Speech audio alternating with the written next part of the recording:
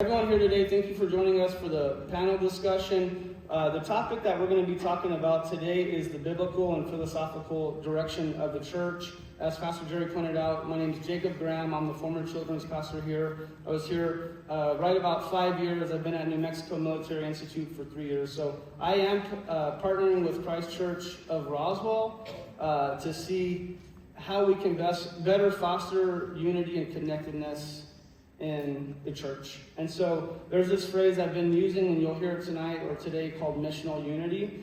Missional unity could be understood as the unity and connectedness of a church family across generational and cultural lines, grounded in a biblical mission to make disciples. Today we have Pastor Jerry as a panelist, we have Ms. Kylie Rolk, and we have Pastor Jeffrey, and then Ms. Shauna Perry. So thank you, panelists, for doing this for the church, and church, thank you for indulging me and partnering with me as well.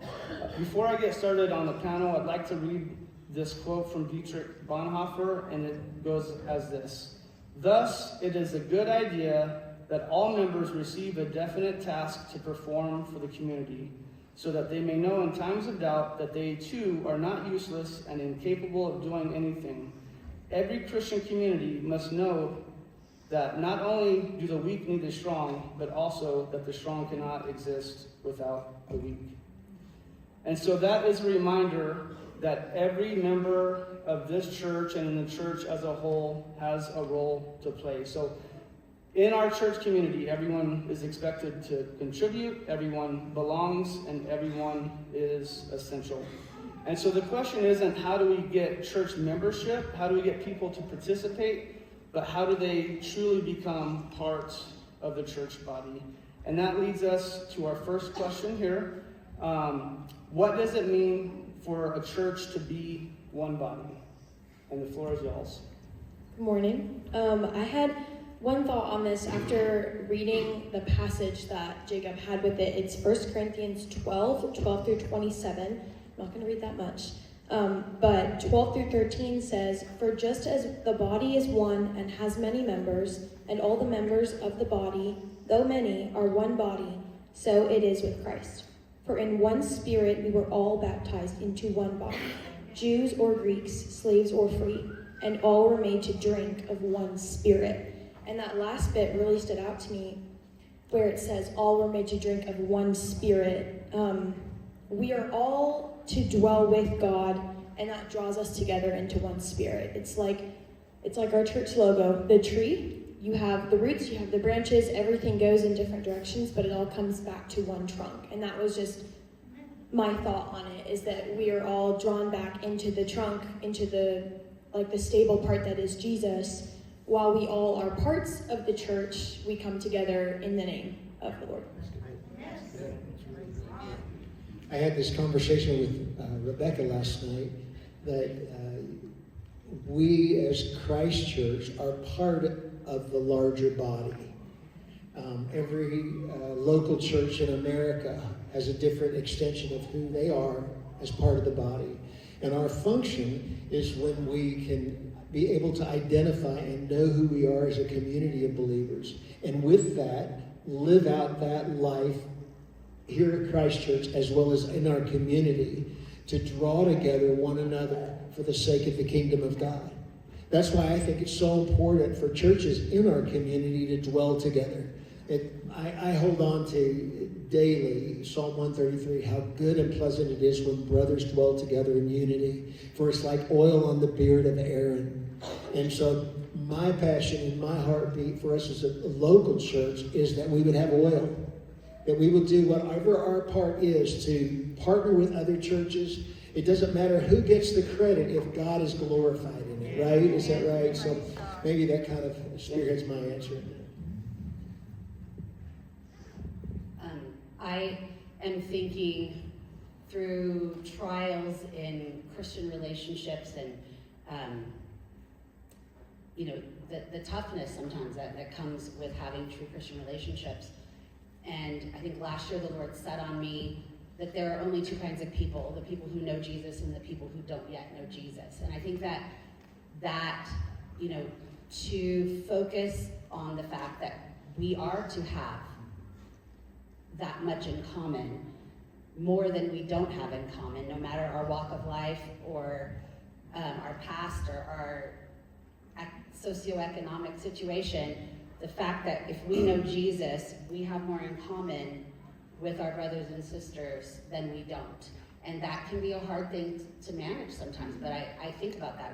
Our job is to make believers, and if we aren't focused on the fact that that's who we are, there's only two kind of people. And then I just think about the fact that we are teaching in the preschool, every gift is from God. If you are gifted, I mean, if we didn't have sound people, we wouldn't be able to hear Jerry preach. So there is nothing, every gift that is used for God is blessed, and just keeping our focus. There is no one greater in the body. We are all essential parts. Discussions.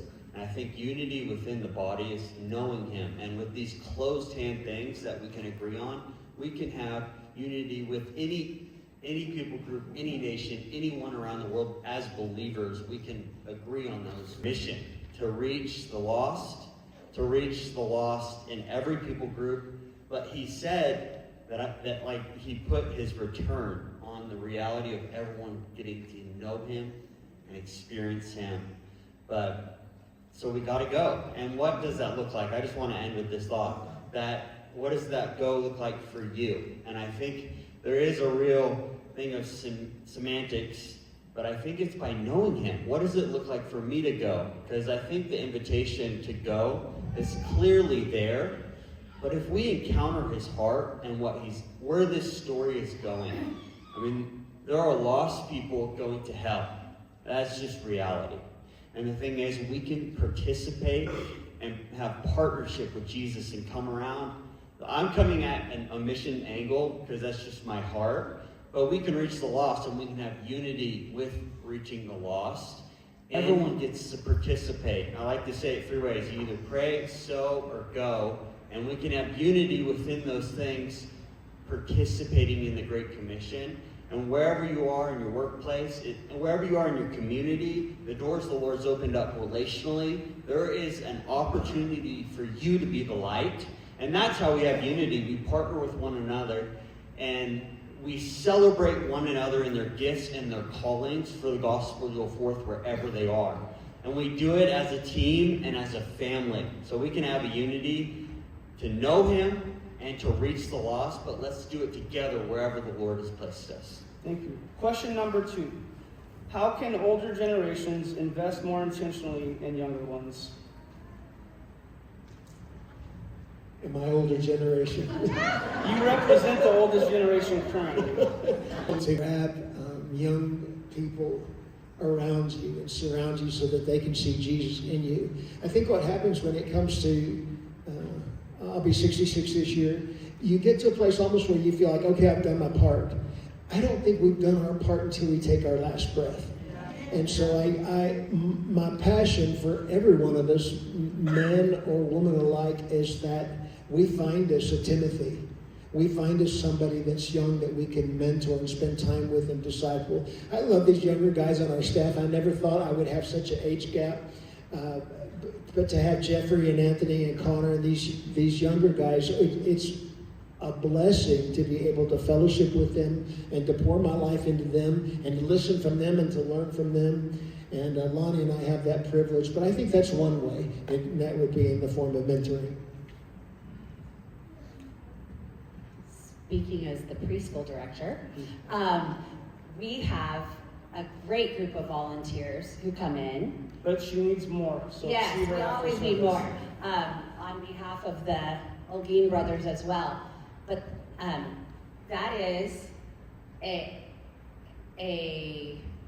quick and simple way to connect with other generations, is to volunteer with Anthony, to volunteer with Connor, to come into the preschool.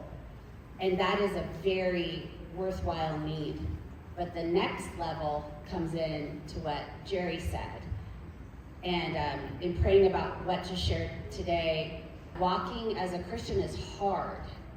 And our relationships when they are authentic and when they are true, they are messy and they are at times exhausting, and they sharpen us. As iron sharpens iron, so does one man sharpen another. So I would call us each, if we don't have someone in our life who is refining us, who, when we get a text or a phone call, we're like, okay, Lord, are you going to be able to give me the words I need for this? Then I want to charge each of us to ask the Lord for one of those relationships, and whether it be with a younger person or not. But that's what I. So my thought was a little bit different. Jacob had a panel on Wednesday at Ascension Youth, and my thought was that a way that older generations can invest more intentionally and be more intentional with younger generation, it could start in the family with parents and grandparents being really intentional in asking their kids and grandkids questions. So I know that now in this day and age with AI and ChatGPT, you don't have to really think if you don't want to. So I think a lot of people, at least in my generation, don't think critically about a lot of stuff. Even just like basic things, really stupid questions that you could easily figure out if you go to like even just a website, not ChatGPT or anything like that. And so my thought was just really being intentional and asking deep questions, thought-provoking questions, and then having conversations about those questions and just going really deep into talking about things. Because I've had some really great conversations with my parents about just life and Jesus and things, and being homeschooled, we talk a lot, I'm home a lot, and so being able to be asked those thought-provoking questions has made my journey with the Lord a lot deeper than it would be if my mom and my dad didn't ask me those kinds of questions. So that was my thought, intentional questions and intentional conversations that just encourage further conversation about it. It's so good. But I had this thought just a moment ago. When we have an opportunity to dedicate a child to the Lord, or a mom and dad comes up with their newborn baby and we dedicate that child to the Lord, what we're doing in those moments is we're partnering with them to parent that child. And as a church community, that involves everybody. And the cool thing that I think that happened for us experientially, for Rebecca and I, is that because I was in the ministry, my two boys, they needed some stuff that Daddy couldn't do. I didn't know how to do it. And so men stepped up, and Herb Atkinson took my son hunting, taught him how to hunt, took him to South Africa. It was a great moment. My younger son worked with Craig Wade and Maddie Roke, and they poured into him and taught him how to work hard. Those are the things that I think the body is valuable for. And sometimes you think, why don't I have anything to offer? Offer your gift. The thing you do well. And if it's cooking, find yourself somebody that you can disciple in that area. But I had those thoughts because I've benefited from that. No, that's great. Thank you for sharing. How can Christ Church better encourage and equip the church family to understand the calling of all believers to fulfill the mission of reaching the lost and making disciples? Have to live a life responding to Him. I mean, if you see Him for a moment, a glance of what He's like and how He feels about lost people in the far places of the earth, but more than that, how does He feel about the ones in Roswell that just can't get back on their feet? The lost, I think, is such a unifying thing for the church, just because it's His heart, it's His desire, is that all would be saved and know Him and experience Him. And there are practical ways that we can participate in unifying the church. And I think the great example is building the house in Juarez. Everyone was part of that. Our church, people sowed that weren't able to go, and that's amazing. That was costly. Thank you. And the people that prayed for us while we were there, thank you for praying. People were encountered. The gospel went forth. People got saved And people went. Like, and in those three categories, there was unity. Because we're all on the same team. We're after the same thing. That Jesus would be known. Everyone has a part to play.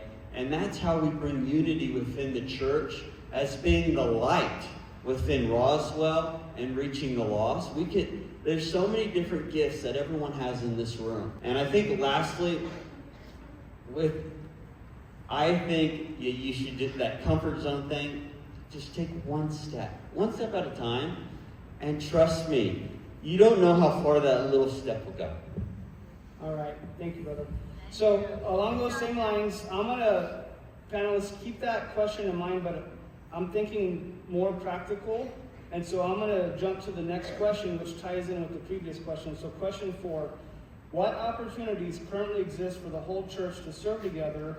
What things could be added to create more opportunities for the whole church to serve together? So what do we have, and then what can we add? And so more of just we should all be making disciples and partnering. What are some practical applications to put, dreams and goals and visions into reality? Going back to the preschool. We have youth group. That is a great place for all kinds of people to show up and pour your wisdom. We've talked a lot, Ryan and I, and we've talked with the pastoral staff. I personally believe, especially with the baby boomer generation, that there is a proverbial cliff of wisdom that the wisdom is just falling off of. These are your wisdom in youth group, in the women's ministry. We have a lot of ministry, finding discipline, finding someone to disciple. Don't let your wisdom, don't let the things that you learned the hard way fall off that cliff. There's somebody waiting for your wisdom. And so I think, piggybacking off of what Jeffrey had said, is we do have to seek the Lord. We are all gifted. We see Jeffrey has the gift of evangelism. You have a heart for the lost. Anthony is a pastor. He has got a shepherd. He has got a heart to shepherd people and to be in that. We all have spiritual giftings.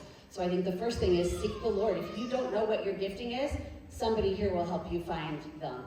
Find your gifting. If you're a teacher, if you're administrative, if you have the gift of hospitality, that is one of the practical ways that we have great people who provide a beautiful feast in the mornings for people to come and relax and get to know people that they don't know. And I just want to go back, Jacob, that something else that I had learned coming out of my upbringing is that we are still called to sacrifice. Jesus was the ultimate sacrifice. We do not have to earn our salvation, but the Lord honors our sacrifice. Like Jeffrey said, 10 minutes in the morning of prayer, that's a sacrifice.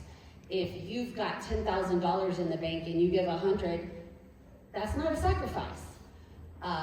So what do we do with our sacrifice? We have, if you are a busy person, but you've got 20 minutes to minister to somebody, to pull them aside and say, hey, you can tell their countenance is down. Can I come into the prayer room with you?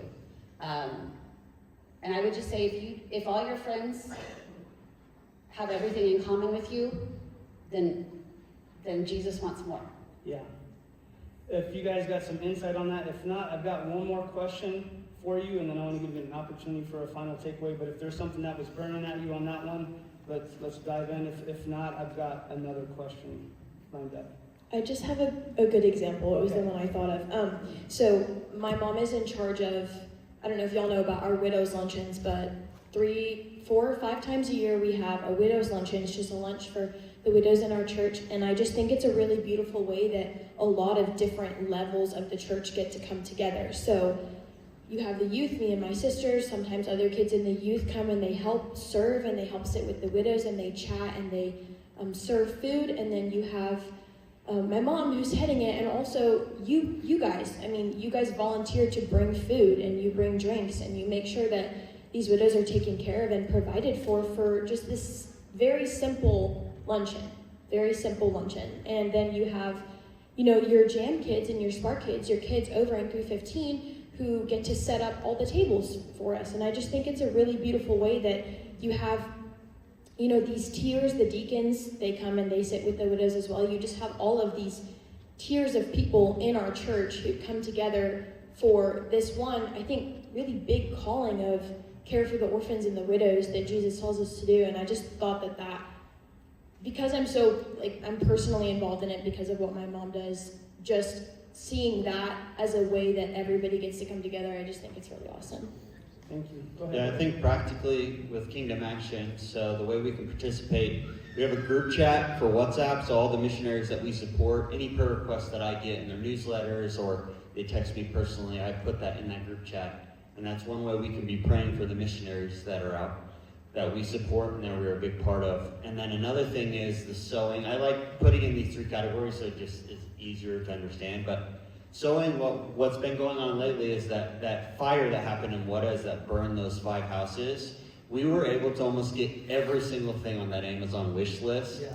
I mean, God, and then the houses that we built, I mean, the Lord, you guys have provided in supernatural ways and partnering with God in really impactful ways. I mean, I'm moved by just the way that these families have been impacted. They got a home, and now in this horrible circumstance, they get to rebuild. And another thing is the go. There is opportunities. Anthony comes up with some awesome trips for youth, and he always is in need of volunteers. So talk to him. And then there's mission trips that we do short term. So short term would be like a weekend trip to Juarez that we partner with some different ministries that we're a part of there. Those are easy, entry level, let's do this for the weekend. And then obviously the longer one is when we build the house, and that's more 4 or 5 days. And then one opportunity that's happening right now is this weekend. So all those different Amazon things were actually delivered to Sister Elva's house, and she brought them over the border. And on Friday, we're going to go down, and on Saturday morning, we'll bring all of those things and those items to those families, and we're going to be able to pray for them, feed them, and then give them these items. To really, I don't know, I think the Lord has extended our hand and our ministry there through the houses to this opportunity. So so if you guys want to come, just let me know, and we will go and hand out these items to really be hopefully a healing hand in this time of need for these people. I want to ask this quick question because we're coming up on time, and then I want to get one more thing from each of you guys, okay? So here's the question we didn't get to. It's question 6. I'm going to skip ahead. How can we minister to families as a whole instead of segmented groups in different places, different ministries, different times? So how can we have community and connectedness as a church family across generational lines?